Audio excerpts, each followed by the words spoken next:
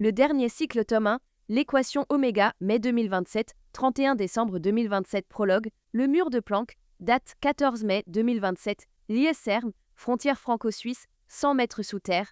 L'action, le silence, ici n'était qu'un mythe pour les touristes de surface. À 100 mètres sous la croûte terrestre, dans le ventre de béton et d'acier du CERN, le silence n'existait pas. Même à cette heure indue, alors que le reste de l'Europe dormait, le grand collisionneur de Hadron LHC respirait. Était une vibration constante, une fréquence infrabasse, presque tectonique, qui ne s'entendait pas autant qu'elle se ressentait. Elle remontait le long des semelles usées des baskets du Doralias Van, grimpait le long de ses tibias, faisait trembler ses os pour venir se loger, lourde et menaçante, au creux de son estomac noué. L'air de la salle de contrôle principale, le CCC, était une ante recyclée en boucle depuis des jours. Il était sec à en faire saigner les muqueuses, chargé d'une électricité statique qui hérissait les poils des bras et saturé de l'odeur âcre, presque chimique, du café froid oublié dans des gobelets en carton qui s'empilaient comme des tours précaires sur les bureaux. Elias passa une main moite et tremblante sur son visage ravagé par l'insomnie. Sa barbe de 3 jours grattait sa paume, rugueuse comme du papier de verre. Ses yeux cernés de poches violacées qui témoignaient de nuits blanches accumulées, restaient rivés sur la forêt de moniteurs qui l'encerclaient. Le mur d'écran projetait sur son visage une lueur blafarde, un mélange de graphiques verts et de lignes de code bleu qui dansaient devant sa rétine fatiguée. Sur la console centrale, les indicateurs de puissance, habituellement calés sur un vert rassurant, commençaient à virer à un orange de graphiques verts et de lignes de code bleu qui dansaient devant sa rétine fatiguée. Agressif. Il n'avait aucune autorisation pour ce qui allait se passer. Aucune. Officiellement, le créneau de 03h00 du matin, ce graveyard shift que personne ne voulait, était réservé à une maintenance routinière des aimants dipolaires du secteur 7. Un calibrage ennuyeux sans risque, qui n'aurait dû éveiller l'attention de personne. Elias avait passé 3 semaines à falsifier les plannings, à pirater les signatures numériques de 2 directeurs de département et à boucler les protocoles de sécurité pour s'assurer d'être seul ce soir-là. Officieusement, il s'apprêtait à commettre le plus grand détournement scientifique de l'histoire. Il allait braquer la machine la plus complexe, la plus coûteuse et la plus puissante jamais construite par l'homme pour poser une question interdite. « Allez » murmura-t-il, sa voix n'étant qu'un croissement brisé dans la vaste salle vide. Ses doigts survolaient le clavier, tremblant imperceptiblement au-dessus de la séquence de lancement. Une goutte de sueur froide coula le long de sa tempe. S'il se trompait, s'il échouait, ce n'était pas seulement sa carrière qui s'achevait ce soir, c'était sa liberté. Mais le risque en valait la peine, il le fallait. Il ne cherchait plus le boson de Higgs. Il ne traquait plus les particules de matière noire ou les supersymétries. Ces découvertes, autrefois le Graal de la physique, lui semblaient désormais désuètes, appartenant au passé, au manuel scolaire poussiéreux. Elias cherchait ce qui se cachait derrière. Depuis 10 ans, cette obsession lui avait rongé l'âme. Elle avait dissous son mariage, éloigné ses enfants, et transformé sa réputation de génie prometteur en celle de complotiste académique. Ses collègues riaient de lui dans les cafétérias, mais il ne voyait pas ce que lui voyait. Il était hanté par l'idée que le rayonnement fossile, ce grésillement résiduel du Big Bang, cette neige cosmique omniprésente, n'était pas un chaos aléatoire laissé par la naissance de l'univers. Pour Elias, ce n'était pas du bruit thermique. C'était une fréquence, une modulation, un cryptage, c'était une signature. Et personne n'avait jamais osé augmenter assez le volume pour l'écouter. Jusqu'à ce soir, il inspira profondément, bloquant l'air dans ses poumons pour stabiliser ses mains, et ses doigts s'abattirent sur les touches avec une violence définitive. Il contourna les derniers pare-feux de sécurité LHC Protect et tapa la commande finale, Exécution Séquence Omega Ponces Oreza Safety Prototult. Tru montre-moi, souffla-t-il comme une prière païenne. Sous ses pieds, à 100 mètres de profondeur, le monstre s'éveilla. Les injecteurs propulsèrent les faisceaux de protons dans l'anneau de 27 km. Les aimants supraconducteurs, refroidis à 3C, hurlèrent en contraignant les particules. « Montre-moi qu'il y a quelqu'un au bout du fil. » Les faisceaux entraient maintenant en collision à une vitesse frôlant celle de la lumière,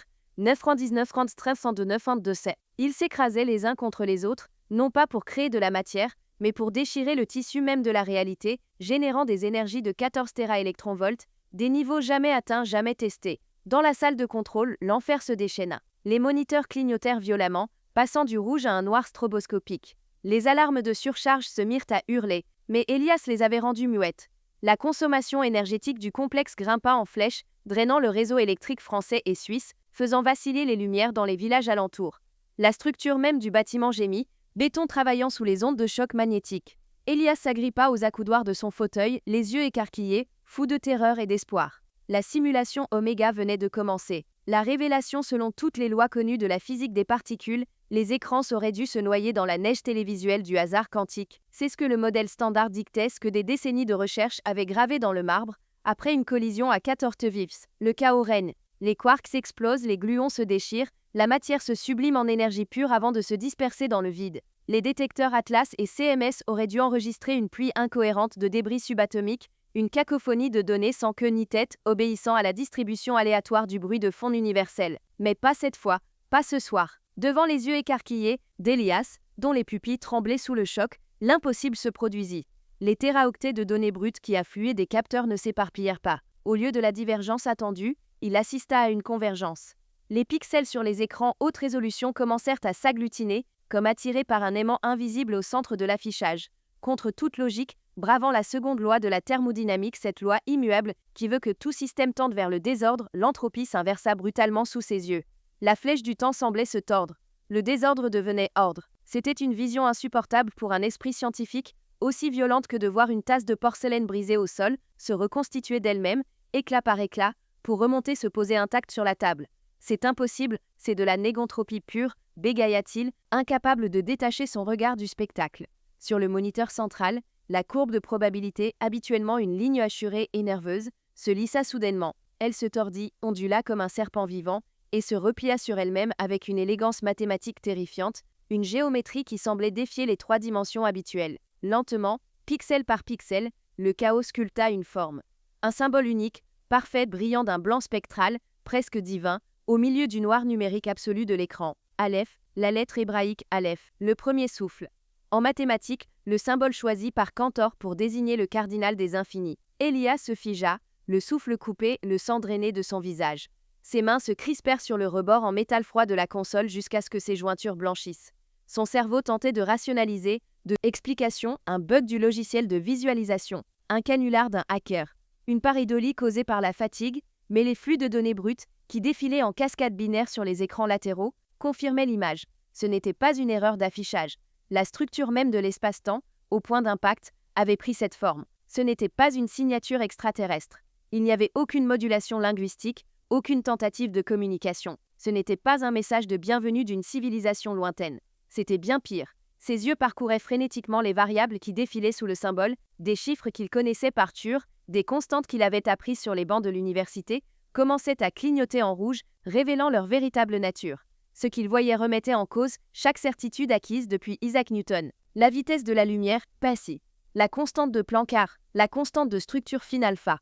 Les physiciens les avaient toujours considérées comme les fondations immuables de la réalité, les piliers de béton du cosmos. Mais l'écran lui hurlait une autre vérité. Ces constantes n'étaient pas des propriétés physiques naturelles. C'étaient des barrières logicielles, des limites codées en dur, des paramètres d'arrêt.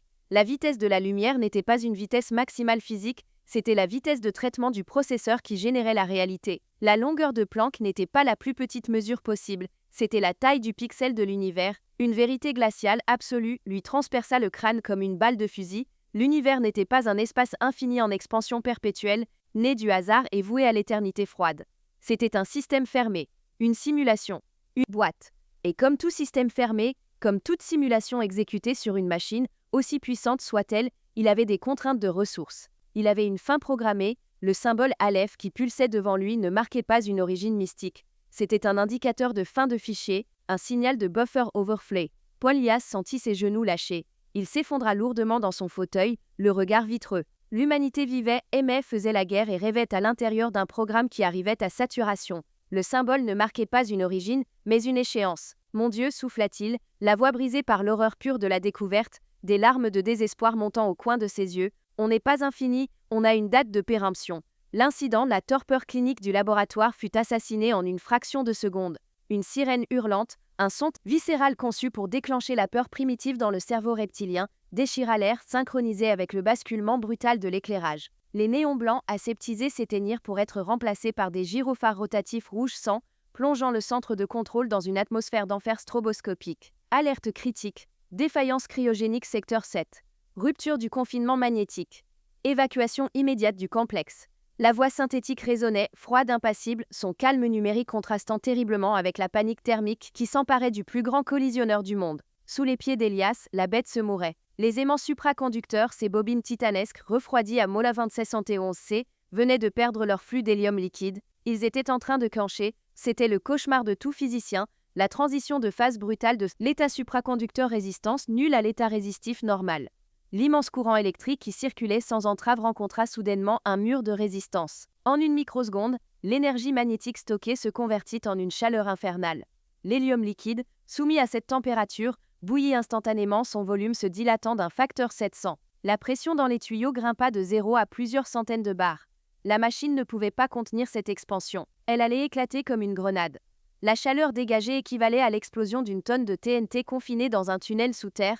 N'importe quel être humain sensé aurait couru vers les sas de sécurité. Elias Van, lui, ne bougea pas d'un pouce vers la sortie. Au contraire, il pivota sur son siège et tapa une commande rapide. Les verrous magnétiques des portes blindées de la salle de contrôle claquèrent lourdement, le scellant à l'intérieur de ce tombeau de technologie. Il n'avait pas besoin de fuir, il avait besoin de temps. Ses doigts volaient sur le clavier mécanique, le bruit des touches se mêlant aux hurlements de la sirène. La température dans la salle montait de plusieurs degrés par seconde. La sueur ruisselait dans son dos, mais il l'ignorait. Il isola le fichier racine Omega Alep, dont taille 450 pétaoctets. Destinataire Dr Sarah Cohen. Localisation Institut Weizmann, Tel Aviv. Protocole Dead Drop Cryptage Quantum X priorité absolue. Pardonne-moi, Sarah, murmura-t-il, la voix rauque. Il regarda la barre de progression avancer avec une lenteur exaspérante. 90. Il revit le visage de Sarah, la seule personne sur Terre capable de comprendre que ceci n'était pas une erreur de calcul, mais une condamnation. C'est toi qui porteras le phare maintenant. Je te laisse les clés de la fin du monde. Transfert terminé. Une secousse sismique violente ébranla le sol, manquant de le jeter à terre. Les tasses de café se renversèrent. Les écrans vacillèrent. Les vitres en plexiglas renforcées qui donnaient sur le puits principal commencèrent à vibrer dangereusement, entrant en résonance avec le grondement qui montait des profondeurs. Au lieu de se recroqueviller sous son bureau, Elias se leva lentement. Il lissa sa blouse froissée, saisit un marqueur rouge épais qui traînait sur le bureau et s'approcha de la grande baie vitrée. De l'autre côté, dans le puits d'accès au tunnel, une fumée noire, épaisse et huileuse, commençait déjà à s'élever, prélude à l'enfer. Il leva les yeux vers le coin du plafond. Il savait que les caméras de sécurité, alimentées par des générateurs de secours, enregistraient ces derniers instants en haute définition. Le monde allait voir cette vidéo, les commissions d'enquête l'analyseraient image par image. Il devait leur donner un spectacle convaincant, une dernière performance. Il devait mourir aux yeux du monde pour avoir une chance, aussi infime soit-elle, d'opérer dans l'ombre s'il survivait. Sur la vitre tremblante, d'un geste large, théâtral et décidé, il commença à écrire. Le crissement du feutre sur le verre était audible même par-dessus le chaos. Il traça l'équation du champ d'Einstein, la formule sacrée qui définissait notre compréhension de la gravité et de l'espace-temps. R mu nu, frac 1-2, RG mu nu, lambda G mu nu dot. Il marqua une pause. Sa main resta suspendue une seconde, là où aurait dû se trouver le zéro ou le tenseur énergie-impulsion habituel. Il dessina violemment le symbole interdit, Aleph. Il recula d'un pas pour admirer son uvèvre. L'équilibre cosmique était... L'équation ne décrivait plus un univers stable, mais un compte à rebours. Une seconde plus tard, le souffle arriva. Une détonation sourde, puissante, remonta du tunnel comme le rugissement d'un dragon éveillé. Une boule de feu, nourrie par l'hydrogène et l'hélium en expansion explosive, fracassa les niveaux inférieurs, pulvérisant le béton armé et tordant l'acier comme du papier mâché. La colonne de flammes remonta le puits à une vitesse supersonique, fonçant droit vers la salle de contrôle. Elias lâcha le marqueur qui roula au sol. Il ferma les yeux, inspirant une dernière bouffée de cet air brûlant. Sa main droite plongea dans sa poche et se referma sur un petit boîtier noir artisanal. Au moment précis où le souffle pulvérisait la baie vitrée, envoyant des milliers d'éclats mortels vers lui, et où le mur de feu léchait son visage, il pressa le bouton du dispositif. Ce n'était pas un détonateur, c'était un brouilleur d'ondes à impulsion électromagnétique localisée, synchronisé avec une boucle vidéo préenregistrée. L'écran de contrôle des caméras de sécurité, quelque part dans un bunker de surveillance distant, vira au noir instantané. Pour les gardes de sécurité, pour le directeur du CERN, et bientôt pour le reste du monde, le docteur Elias Van venait d'être atomisé, consumé par sa propre eubrie. Il n'était plus qu'un fantôme dans la machine. Voici la suite. Cette partie est cruciale car elle fait basculer le récit du huis clos souterrain à une échelle planétaire. J'ai étiré la perception du temps pour rendre ces 3 secondes interminables et terrifiantes. Le bug mondial, l'explosion physique, aussi violente fut-elle, resta prisonnière de son sarcophage géologique. Les milliers de tonnes de granit des Alpes, renforcés par des couches de béton armé, absorbèrent la fureur thermique et l'effondrement structurel. La montagne trembla à peine, gardant son secret fumant. Mais l'onde de choc quantique, elle ne connaissait aucune barrière physique. Elle se moquait de la matière. Le code source de l'univers, cette vérité brute et non filtrée libérée par la brèche du LHC, s'engouffra instantanément dans le réseau mondial. Comme une injection d'encre noire dans des veines cristallines, elle quittait les serveurs du CERN, transita par le node d'échange Internet suisse, et infecta le système nerveux numérique de la planète à la vitesse exacte de la lumière. Elle dévala les câbles de fibre optique enfouis sous les océans, traversa les dorsales atlantiques et pacifiques, ignorant les pare-feux, les protocoles de sécurité militaire et les cryptages bancaires. Ce n'était pas un virus informatique conçu par un hacker. C'était bien pire, c'était une surcharge ontologique. Une vérité trop lourde, trop complexe et trop absolue pour être traitée par des processeurs de silicium binaire conçus pour gérer des 0 et des 1.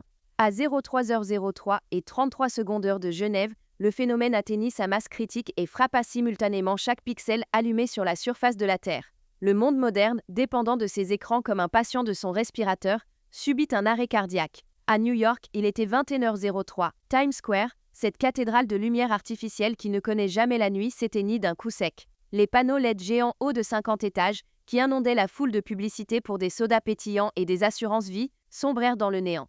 La pollution lumineuse disparut, révélant pour la première fois, depuis un siècle, un ciel urbain d'un noir d'encre au-dessus des gratte-ciel. La foule, privée de son spectacle hypnotique, se figea, un murmure de confusion remplaçant le brouhaha touristique. À Londres, dans les tours de verre de la City, les algorithmes de trading à haute fréquence et prédateurs mathématiques qui achètent et vendent des actions à la microseconde se figèrent en pleine course. Des milliards de dollars, d'euros et de yens se retrouvèrent suspendus en plein vol numérique, ni vendus, ni achetés, piégés dans les limbes électroniques. Les traders, les yeux rivés sur leurs murs de 6 écrans, virent leurs empires financiers s'évaporer dans l'obscurité. À 10 000 mètres d'altitude, au-dessus du Pacifique Nord, dans le cockpit d'un Boeing 718 KZ, le commandant de bord sentit son estomac se nouer. Le tableau de bord merveille d'avionique moderne s'éteignit.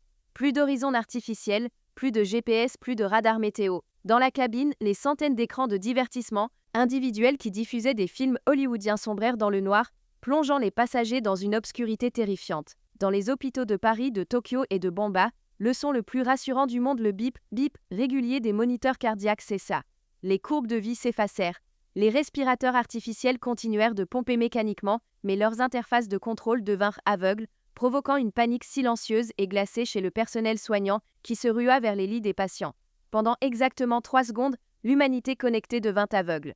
Ce fut une éclipse numérique totale. Il n'y eut aucun message d'erreur, pas de sablier de chargement, pas de fameux Blue Screen of Death de Windows, juste le néant. Un noir absolu, profond, mat qui semblait non seulement l'absence de lumière, mais une substance active absorbant la réalité ambiante. Une seconde. Le monde retint son souffle, le réflexe universel fut de tapoter l'écran, de vérifier la prise, de maudire le fournisseur d'accès. Une confusion banale, 2 secondes, l'angoisse collective monta comme une marée. Un frisson synchronisé parcourut l'échine de 5 milliards d'êtres humains. On réalisa que ce n'était pas mon téléphone qui plantait, mais tous les téléphones. Le silence numérique devint assourdissant. 3 secondes, le vertige existentiel, la sensation physique d'être déconnecté de la matrice, de flotter dans un vide intersidéral sans attache. Puis avec la même brutalité que son départ, la lumière revint, les panneaux de Times Square aveuglèrent de nouveau les touristes. Les courbes cardiaques redessinèrent leurs pics verts rassurants. Les flux boursiers recommencèrent à défiler frénétiquement, rattrapant le temps perdu. Les instruments de vol se rallumèrent. Le monde poussa un soupir de soulagement. On crut à un simple glitch, une anomalie technique passagère, peut-être une éruption solaire ou une panne de serveur chez Google ou Amazon. Les gens rirent nerveusement, postèrent des messages sur les réseaux sociaux demandant « C'est arrivé à vous aussi ?» et reprirent le cours de leur vie numérique. Ils ne savaient pas, ils ne pouvaient pas savoir que ce n'était pas une panne. Le système d'exploitation de leur réalité ne s'était pas contenté de planter. Il venait de redémarrer. Et la mise à jour avait changé les règles du jeu. Le miroir du quotidien, Kenji Tokyo, profil, Kenji Sato, 17 ans, pseudo, Ghost Kalieu, Cybercafé Netroom, 3e sous-sol, quartier de Shibuya, Tokyo. Dehors, sous la pluie acide de novembre, Shibuya était un maelstrom de parapluies transparents et d'écrans publicitaires hurlants. Mais ici, 3 étages sous le bitume, le monde extérieur n'existait plus.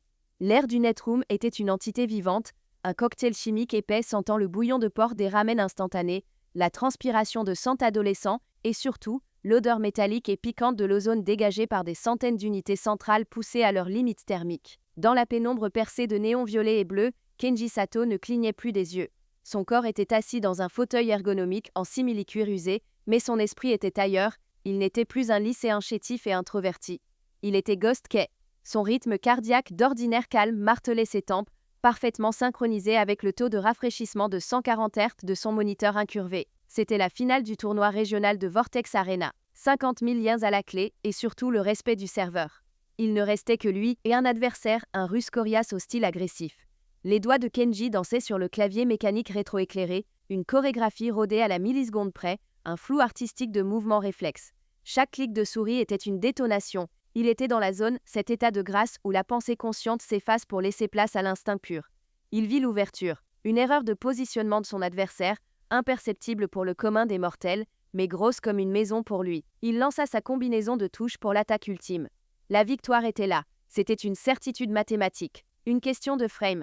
Soudain, la réalité glitcha. Ce ne fut pas le noir complet, cette simple coupure de courant décrite par les médias occidentaux paniqués. Ici à Tokyo, dans cette cave saturée de la technologie la plus avancée de la planète, l'anomalie prit une forme différente, plus complexe, plus terrifiante. D'un coup, sans transition, les 100 écrans haute définition du cybercafé, ainsi que les centaines de smartphones posés sur les bureaux, se synchronisèrent. Le jeu, les textures 3D, les barres de vie, le mouvement fluide, tout fut effacé, balayé comme une poussière sur une table. À la place, sur un fond d'un noir abyssal, d'une profondeur infinie qui semblait aspirer la lumière des néons environnants, un symbole unique apparut. Il pulsait d'une lumière blanche, crue, aveuglante, presque divine dans sa pureté géométrique, Aleph, le Aleph. L'effet fut instantané. Le brouhaha constant des joueurs, les insultes criées dans les micros, les hurlements de victoire, le claquement frénétique des touches, tout s'arrêta net. Le silence qui tomba sur la salle fut plus lourd, plus dense que n'importe quel bruit. C'était un silence religieux, oppressant. 100 visages pâles, japonais, coréens, expatriés, tous éclairés par cette même lueur spectrale, fixaient l'inconnu. Il n'y avait plus de jeu, plus de réseau, plus d'individualité. Il n'y avait que ce symbole qui semblait les regarder en retour, sondant leurs âmes numériques. Puis aussi vite qu'il était apparu, le Aleph disparut. Les écrans clignotèrent une fois, puis se rallumèrent. Mais l'interface colorée et violente de Vortex Arena ne revint pas. Le lobby du tournoi ne se rechargea pas. Kenji se retrouva face à la banalité tragique du bureau Windows par défaut. Le fond d'écran bleu standard, la corbeille vide. Il tenta de relancer le jeu. Erreur, exécutable introuvable. Le serveur du jeu n'avait pas juste planté ou déconnecté. C'était comme s'il n'avait jamais existé. Comme si les dernières années de sa vie virtuelle avaient été effacées du disque dur de la réalité. Kenji écarta lentement ses mains du clavier comme s'il venait de se brûler. Elle tremblait incontrôlablement, des spasmes nerveux secouant ses doigts fins. Ce n'était pas de la peur. Ce n'était pas la montée d'adrénaline du combat. C'était le froid. Une sensation glaciale absolue envahit son corps. Elle ne venait pas de la climatisation poussée à fond.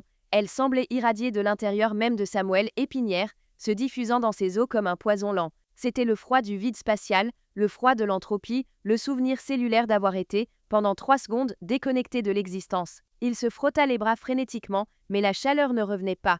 Il savait, avec l'instinct primaire d'un animal traqué, qui sent l'orage arriver avant les nuages, que quelque chose de fondamental venait de se briser dans la mécanique du monde. Les règles avaient changé. Il fixa son reflet sombre dans l'écran qui n'affichait plus que du vide, croissa son propre regard terrifié, et murmura, la voix blanche et